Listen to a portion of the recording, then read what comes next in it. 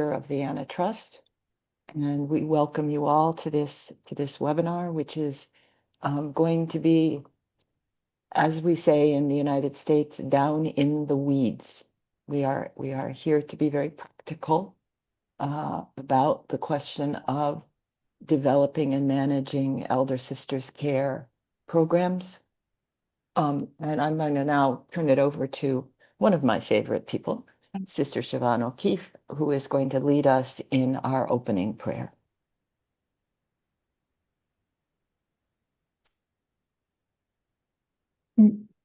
Your elders shall dream dreams. Addressing the dicastery for the laity and family life during the Jubilee Year of Hope, Pope Leo XIV said, "The elderly are a blessing to Church's missionary dynamic. They are a gift, a blessing to be welcomed, and a longer life is something positive. Indeed, it is one of the signs of hope in our time, everywhere in the world." As we accompany our elders, may our service echo the words of the prophet Micah, as we act justly, love tenderly, and walk humbly with our God. Amen. Thank you, Sister Siobhan. So we are very excited to have Jose Ramón with us today. He and his colleagues at the Foundation are doers. They are managers of elder care and elder care facilities for many congregations of sisters. They have seen and done what works, and they have seen what doesn't work. So with this webinar, we want to bring you deep implementation experience, and we hope that you will ask practical questions. This is an opportunity for you to really benefit from Jose and his colleagues who are in the day-to-day process of managing, developing, planning, managing elder care services and elder care facilities. As I said, they have seen what works, and they have had the pain of seeing what doesn't work. We're going to ask you to hold your questions till the end, but we are going to have a question period at the end because we want very much for you to be able to take advantage of Jose and his knowledge and his experience. So with that, I'm going to turn it over to Jose Ramón, who's going to lead us through this webinar. Before we begin with this reflection, I'd like to briefly present the Foundation Summa Humanitate, which I represent as operations director, from where we come to what we're going to share today. The Summa Humanitate Foundation has been accompanying congregations, religious congregations and church institutions for 20 years in Spain and Italy, but also helping other countries in Latin America and in Africa in this diagnosis and reflections. We especially work in the church environment, especially delicate areas such as the care for elderly people and infirmaries of religious congregations, in managing the homes for the elderly and also some priestly homes when it comes to attending to more dependent priests. We've also worked and continue working on the sustainability on the religious life and professionalizing care from a deeply human perspective. And as the Pope said in his recent visit to Spain, it is very human, but also very Christian. Our work stems from a very simple conviction, and I think that all those who are here today agree with this. That is, that care cannot only be reduced to a technical or health response. Caring also means to preserve the dignity, accompanying spiritually, protecting the charism, and helping every community to face the future with serenity and responsibility in a context that we all see, but especially in Europe, a context of a growing aging in religious life. This foundation seeks to offer concrete tools to help congregations plan, discern, and professionalize facilities and build sustainable models for assistance and accompaniment. That is why I'm saying that this conference doesn't only come from a management theory, rather it also comes from the concrete experience of accompanying religious communities, which in different countries and realities are dealing with these same challenges today. And precisely because of that, we'd like to reflect together on one of the most delicate and evangelical responsibilities in religious life, the care for our elderly religious and the responsible planning for the future of our communities. Undoubtedly, as I was saying before, we are immersed, we're living a historical moment, there is no doubt. Many congregations are experiencing both aging, more in Europe, in addition to the decrease in vocations in some countries, and on the other parts, some quick, rapid growth in others, in places as I mentioned, especially in Europe, the increase in the health cost and the deep transformation of community structures. I'm not revealing anything new when I talk about all of this. However, in the face of this reality, I identify two quite common risks, which are not easy to correct. One risk is improvisation. A second one is the paralysis because of due to fear. I think that we all understand that none of these two paths is evangelical, but it is something which, when we share with our companions in our congregations, we experience these two realities. On the one hand, improvisation, on the other hand, paralysis. Religious life has always been able to discern the signs of the time. The history of the church teaches us this, and it is a teacher during our days. One of these signs today is the need to plan wisely with serenity when a medium to long-term vision.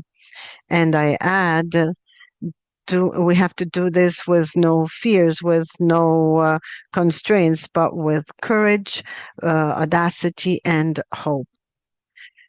The consecrated life is not at stake here. It is much more than a congregational reality. But what's at stake is how our congregation, the one of each one of us, moves forward at this time of history, what role it plays and where it's headed. I just apologize the harshness of what I'm going to say, but it doesn't matter really whether your congregation is going to last 5, 10, or 15 more years and what's going to happen to you. Rather, what is truly important is how you live out this moment as you look to the future that God has reserved for you. Are we doing a faithful interpretation of this moment? Are we courageous or are we afraid? Are we taking measures now or are we going to wait until the water reaches our nose to drink from it? I will conclude this introduction with a sentence from Pope Francis that summarizes this whole conference. The works with no planning become an improvisation. and improvisation that is sustained will end up generating suffering and frustration. Let us delve into this through several points that I offer for reflection, which were presented in the invitation to this conference. A spirituality of foreseeing. I'd like to start this point by recalling that planning doesn't mean to distrust the providence, rather to responsibly collaborate with it. For many years, in some religious contexts, planning was seen almost as a lack of faith. How many times did we hear expressions such as God will provide, we're in God's hands, God has the last word? In fact, that is the case. God provides, but he usually does that through our intelligence, our caution, and our capability to govern. In the gospel, we constantly find this logic when we speak about foreseeing, administering, and caring, and of responsibly multiplying the talents received. Brothers and sisters, anticipating, foreseeing, as I said at the beginning, is not a fear of the future, but love for the people who will live that future responsibly, responsibility for them, for our founders and God. Governing, therefore, is caring. A superior or a council not only manage structures, but they care for present and future lives, and caring implies anticipating some medical needs, anticipating the fragility and the financial sustainability or the community wear out, and also anticipating the spiritual accompaniment. Many congregations have begun to take steps to be spiritually accompanied by lay people, and their communities also animated by these lay people. When one congregation does not plan, we see later on how decisions come through late, crises become emergencies, and emergencies often and unfortunately consume the community peace. To help in this planning and care, it is important to look into several things. One of them is that we should change the view we have on old age. Do not forget that if we continue having birthdays, all of those who are here, well, by natural law, some will stay along the way, but some of us will reach old age. It is a further stage of life we have to live, and we have to overcome the negative or defensive view of old age, of aging. The older sisters and brothers, on the other hand, and I think that this is important, are not an administrative problem. They are not a financial load. They are not a less useful stage. They are the living memory of the charism. They are the most important treasure that the congregation has. I would even say that the very heart of the congregation is in them, and the support as with prayers for the congregation also rests with them. When we have a pace of life, when pastoral action never stops, oftentimes we postpone those times for prayer, reflection, and community times. The prayer of all these elderly people are the ones that support the works and the mission in many congregations. Let us never forget that with them lies the history, the experience, the decisions that were made, which allowed us to come to get to where we are today. They were our predecessors, our predecessors in what you have to decide today. In addition, the stage of dependency can also be deeply missionary and evangelical. How many saints, silent saints, how many holy and silent wheelchairs or bedridden or hidden behind a paralysis, gazes of Christ that should be nailed in our heart to move us and make us commit. Let us care for such hidden sanctity, so much silent humility, and so much affection and love for the church and the congregations. I don't know about you, but when I look into their eyes, I don't know if it happens to you, but again, when I look into their eyes and we see their suffering, behind that suffering, there's wisdom, there's spiritual support for the community, and they humanize the institutional pace. They are the true heart of consecrated life.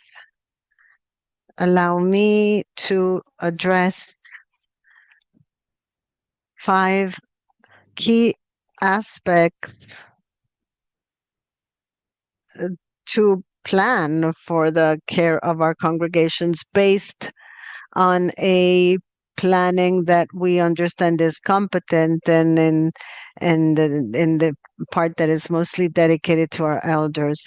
On the one hand, I'd like to begin with a point that might surprise you, but I called it realistic demographics and projection. That's what we have. We cannot plan unless we know our demographic reality as a congregation. You certainly know the age of your sisters and all the communities of the congregation, but many congregations are making decisions about buildings, personnel, investments, about an expansion without having a serious projection of their religious population, and also the evolution of the number of sisters and the ages over the next few years. That is very important. It is important to firstly have a realistic projection of the demographics of each congregation. Then at the end, we'll also look at an example of where this can lead us. As you see, the first planning begins by looking at the reality we have with serenity, not fear, but serenity, tranquility, realism. The numbers do not replace discernment, but discernment with no data is ultimately disorderly intuition. And we come clearly to the following point of this analysis. From here, we come to the model of care and the place for this care that also needs to be planned well and to be sustainable until the end. The model of assistance and the place of service. This is the second point you see. When we do this analysis of the situation of our congregation in depth, several questions emerge. It is not just enough to ask, what do our religious need? We must also ask, where can they actually experience these needs and where can we make them sustainable and how? The question is not just what every religious sister desires as an ideal for her future, but also what the congregation can offer to guarantee for this future and guarantee for quality and time. But place of care can destroy a good project. And I think that based on the reality that I know a little better, there are 3 main models that are presented. I'm sure you must have wondered in your congregations, and perhaps you have applied some of this in your congregations. There's a congregational decision that relates to the decision that their members grow old in their own community. Well, one of those decisions is possible. I would say that it's the majority decision that many choose to take care of their brothers and sisters in their own communities. Of course, this model presents some advantages because there is effective continuity. We preserve the identity. There's greater guarantee for emotional stability, but we cannot forget the risks, such as isolation, overload of the younger sisters, buildings that are not adjusted, or high costs that are difficult to sustain for some congregations, an initial reality of care that comes along with the decision of caring for the aging. There's another model that is also quite common, which is to concentrate these communities. I don't know if it's called like this in other countries, but in Spain we call them places for infirmary care. Putting together these places of care brings more efficiency from an economic standpoint and better medical assistance. This model sometimes presents the risks of excessive institutionalization, loss of identity, or sense of community interruption. It is usually the religious resist going to this type of community because I think about them as my final destiny or an unattractive destiny. So general government find a lot of resistance in having their members going to specific communities for comprehensive care. A third model is going to an outside residence with a protected religious identity. It is also quite a common model in countries, in European countries, such as in France, in the Netherlands, or in general the Anglo-Saxon countries. It is more usual there than in Southern Europe. Sometimes it is the more realistic solution, but it requires clear covenants, human and spiritual accompaniment, and the protection of a religious lifestyle. Also, we have to weigh the institutional grief that is caused by the fact of the sisters or brothers in the congregation are not assisted by their own brothers and sisters. You might be wondering, okay, but to evaluate the place for our elderly, what must we do? Well, firstly, you should not simply consider a medical evaluation. It must also include functional aspects, such as, is it a place that has good accessibility? Are there elevators that are large enough? Is there a hospital nearby? Does the building present structural security or safety? Is there transportation nearby? Is there outside the space to have a walk? I think it is important. Every congregation cannot always meet these needs, but I think it's important. The financial aspects, as the maintenance cost, future adjustments, or the viability of sustaining these facilities on average 10, 15 years, or other aspects. I think it is good to evaluate. Every congregation is a world in itself. It is not the same to have a small congregation with 30, 40, 50 members as larger congregations. It is not the same to see congregations that are almost coming to dissolution as congregations that still maintain some potential at the novitiate. It is not the same, and we have to take that into account. but especially many of those who are here, as far as I understand, you're not of contemplative life, you're of active life. I always tell my team that sometimes we lock in four walls people who have been missionaries, educators who always looked outside. There comes a moment in their life that they have different needs, and at that time we lock them up in the middle of four walls. We have to realize that life doesn't come to an end just because you're 80 or 85 and sitting in a wheelchair. Sometimes that life gets diluted because those people are locked up.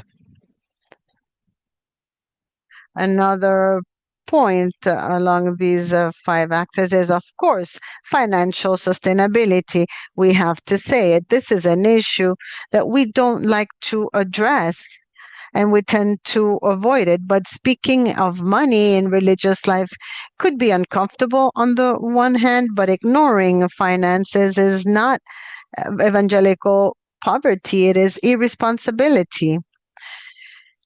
Financial sustainability in religious congregations today represents one of the main challenges for its institutional and social continuity. We have a decrease in vocations. There's aging of the members and the increase in the maintaining costs that force us to review the traditional financing and management models. Congregations have gone from structures based on self-sufficiency and community work to more complex models that require professional management. In this context, the budget planning, internal controls, and diversification in income become essential elements to guarantee the future viability. We also speak of financial sustainability when we say that this implies preserving the social and spiritual mission of the congregations without compromising their financial stability.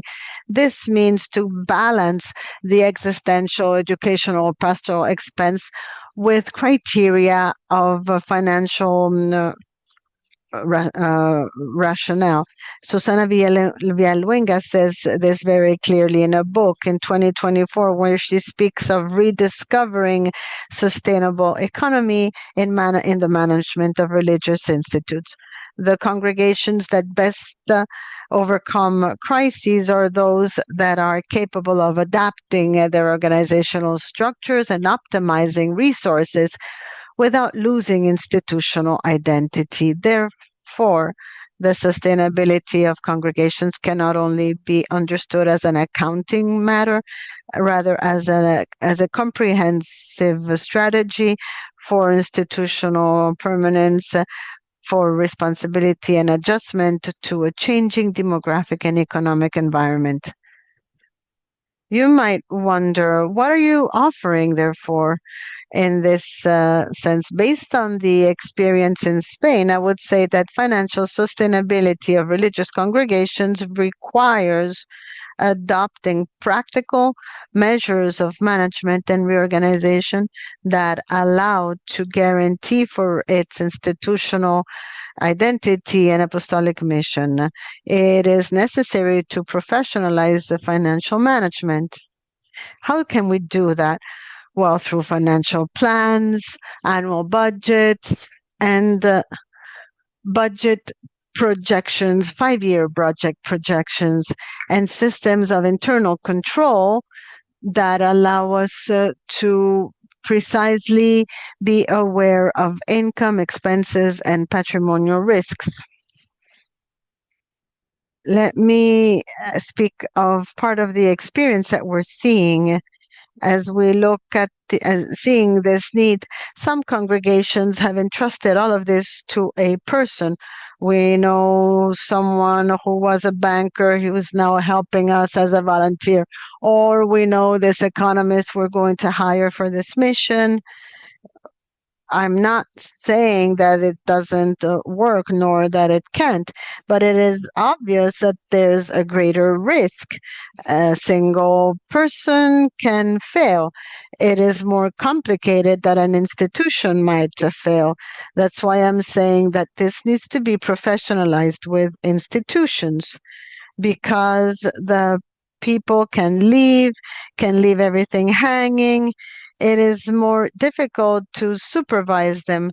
An institution is risking its commitment, its reality as an institution that is at stake if they do not perform as they committed. Many congregations have historically functioned on models based on trust and home administration, but this context requires for technical, transparent, and professionalized structures.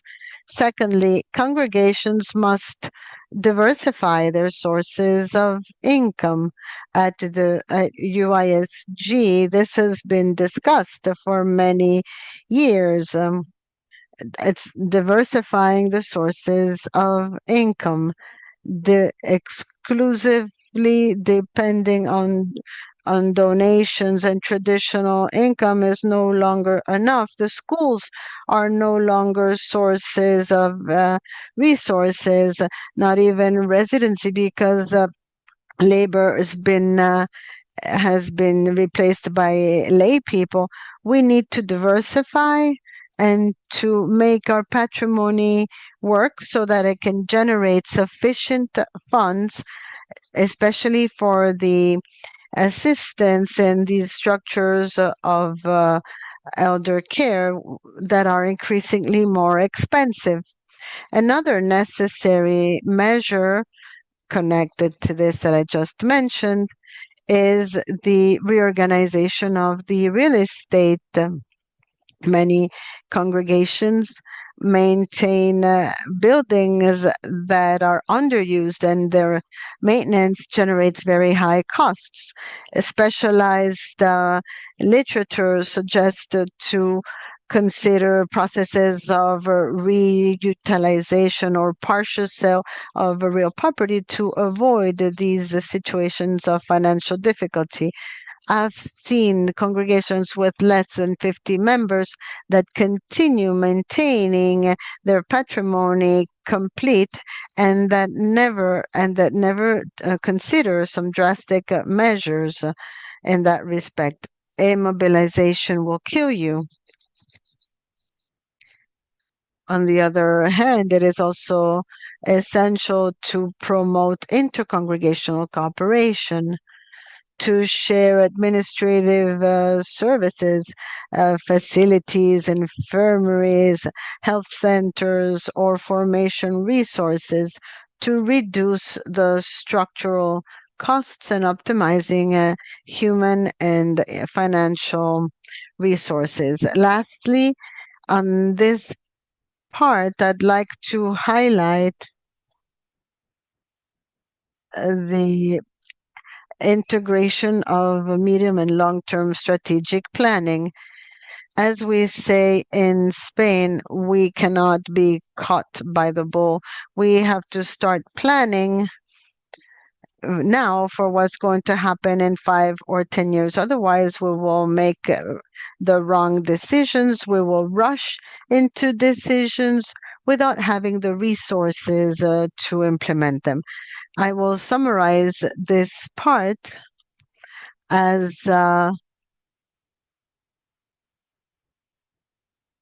to work responsibly.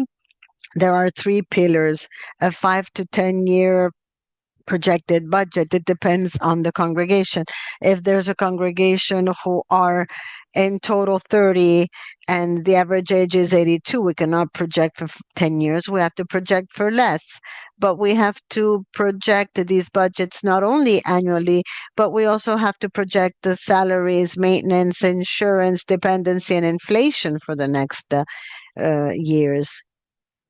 It is also important to have a reserve fund for dependency. I think that many congregations have done this many years ago to generate this dependence fund because serious dependence is very costly. And of course, some get to this point late when the needs are urgent or resources are insufficient to create a reserve fund. And thirdly, diversify, as I said, the income.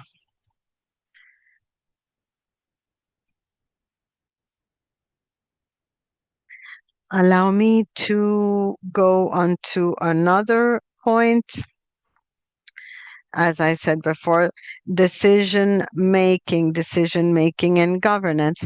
Planning is not just making numbers. It's about building structures for mature decisions. Many crises do not come from lack of money. They come from delaying decisions, avoiding difficult conversations, or just governing through emotions. I think that we have to ask a series of questions that are essential. Who makes strategic decisions? Who supervises the funds? How often do you review your plan? Is there transparency? Is there a competent outside advice? It is essential to ask ourselves these questions to avoid some mistakes that occur too often. On the other hand, we keep making decisions that are moved by emotions. The expression, "it's always been done like that," is legendary and still very current. On the other hand, there is a tendency to postpone structural decisions. If you wait too long, everything becomes more costly and more difficult. And on the other hand, there's also a tendency that in some congregations, they tend to excessive centralization. When everything depends on a single person, well, it is obvious that wear out increases, objectivity diminishes, and institutional risk increases.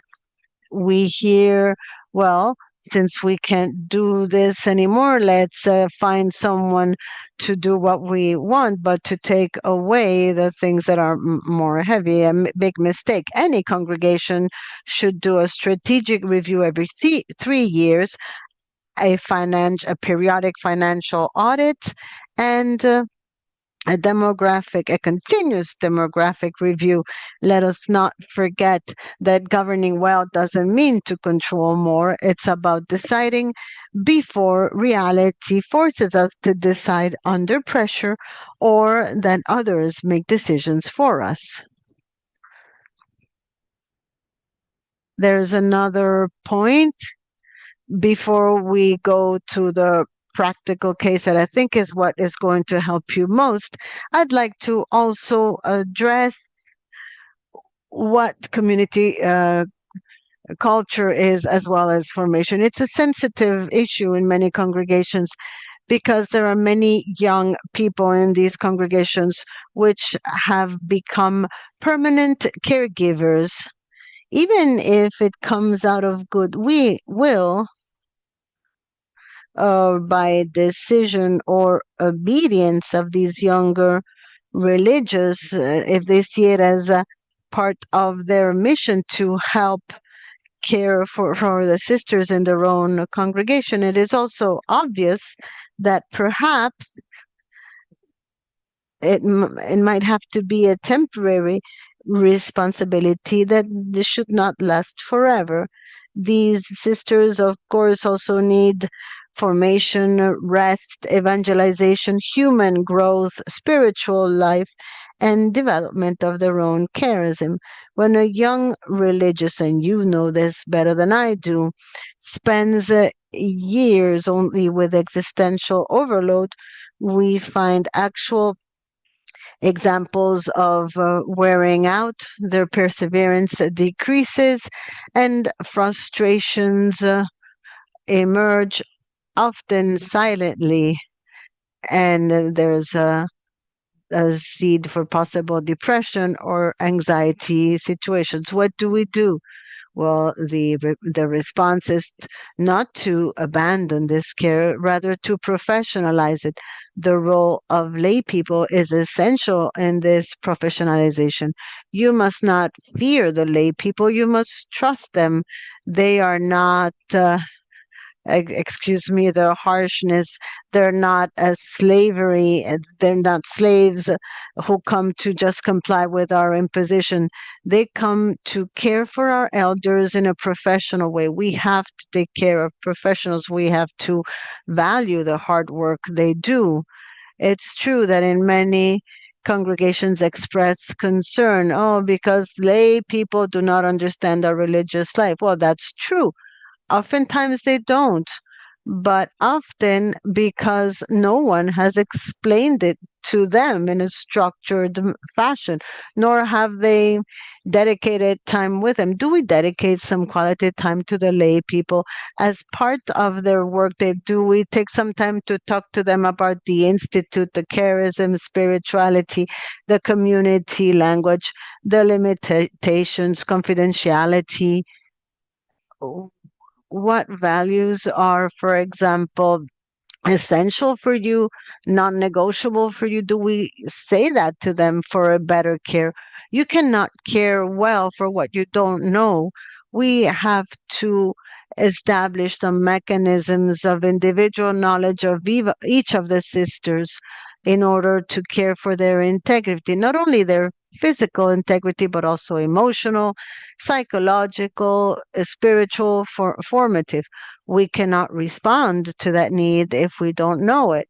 And oftentimes, the personnel is only placed in a community where there is a situation of dependence without going beyond, without considering that care requires knowledge. As I was saying, to conclude, I'm going to present a practical case which may help you, at least some of you, to enlighten the path you might be working on.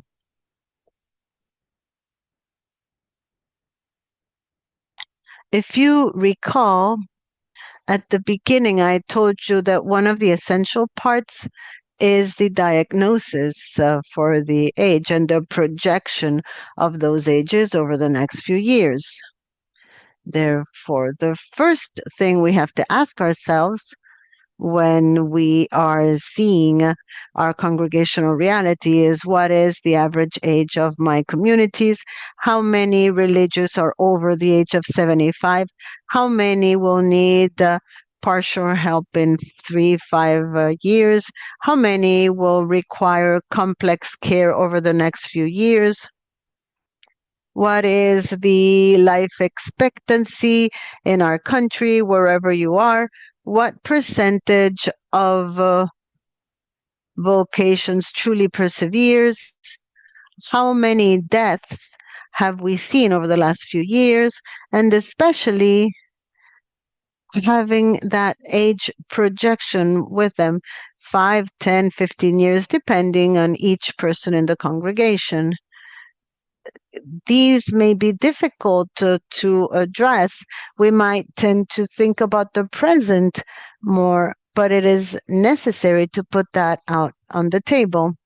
The photograph is of any congregation. You can name it as you wish. We're not going to put names anywhere, with 65 total members distributed in 2 communities in Italy, 12 and 10 members, 4 other communities in the US, Mexico, and Peru. Of those 65 sisters in total, 4 are less than 50, 3 are between 50 and 65, and the other 58 are over the age of 66. 30 are over 80. Over the last 5 years, the average of death is 3 sisters per year. There's only 1 novice in Mexico. And with this information, the first question is what I told you before. How will this congregation be in 5 to 10 years? We cannot generate the care structures without seriously analyzing this, because then we address the needs that emerge here and there. And if that's not the model, if that is the model that you've chosen, fine, great. You have to be aware of the consequences. But if the model, for example, is to put the more dependent sisters together in a single place that is offered by the congregation, this analysis is even more fundamental, more necessary. So the question from the view of the point of view of the congregation, how will this congregation, my congregation, be in 5 to 10 years? Let's do a simple calculation. If today we have a total of 65 sisters, if more or less 3 die per year, and about 30 will be about 30 less in 10 years. If there's some novices that join that we suppose will persevere, so we come to a result of, in 10 years, we would have less than 30 sisters, but the total number is not the decisive. It's the age structure of this congregation. Today, there are 58 that are over the age of 66 and 30 over 80. And in 10 years, many of these current sisters over 80 may have died. The ones who are between 60 and 80 today will be between 76 and 90 with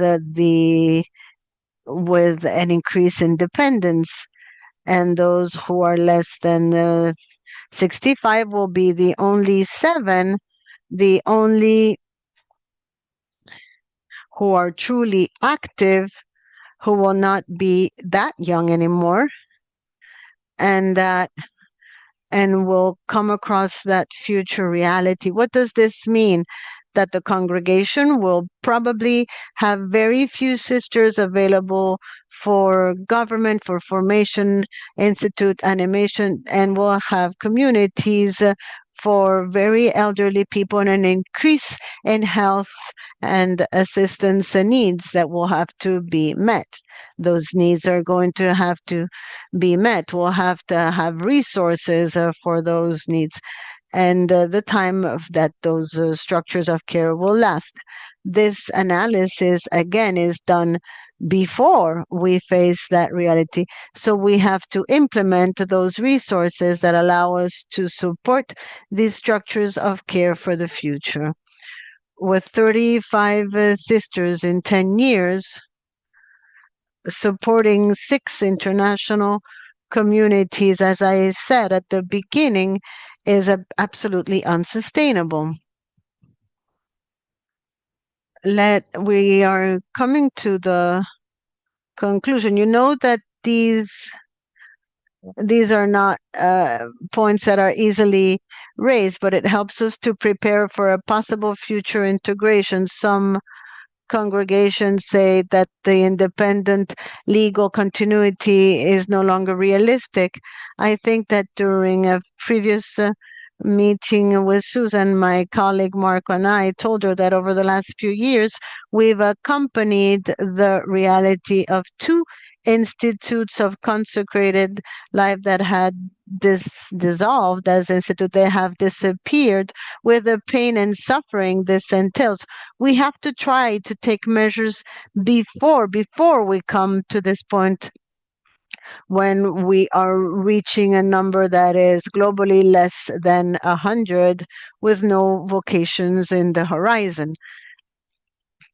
we mark this roadmap that we have here, a roadmap where on the first year, there should be a demographic diagnostic, a financial audit, an evaluation of the buildings, a work team that needs to be created. Year 2, a definition of the model of care, the establishment of this reserve fund I was mentioning, and identification of professional alliance, rely on lay people, professionals, entities that can help you in this mission. Year 3, the formation of caregivers, lay people in the structures, a realistic plan for sustainability of these facilities, and a review of that sustainability. And then the strategic review every year, every 2 years, because planning is not just preparing a document, but creating a culture. So sisters and brothers, I hope that I didn't bore you too much. I hope that somehow I managed to shed some light on all of this. And I'd like to say that religious life will not only depend on vocations, it will also depend on our capability to govern with lucidity, caring with dignity, and planning with courage. We're not called to control the future. It is not ours, but we have to prepare for it responsibly. Allow me to conclude with this conviction that the future is not to be improvised. It is discerned, planned, and cared for. And caring is a deep way of loving. Thank you so much. Thank you very much, Jose. Before we close, I just wanted to say that our next webinar will be on July 7 with Sister Siobhan O'Keefe, a reflection, and it's called I Have Come That You May Have Life in All Its Fullness. So please, if you're interested in spending some time reflecting with Sister Siobhan on issues of aging and the elderly, I believe Miriam has put the registration in the chat. Please there or go to our website. There will be registration link available on our website as usual. And we thank you very much for spending time with us.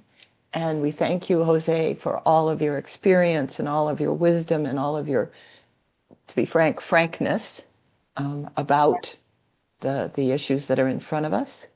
And we will, each one of us, try very, very hard not to be caught by the bull. Thank you so much, everyone, for joining us. And thank you, Jose. We wish you a wonderful day or evening, depending on where you're calling from. And we hope to see you on our next webinar.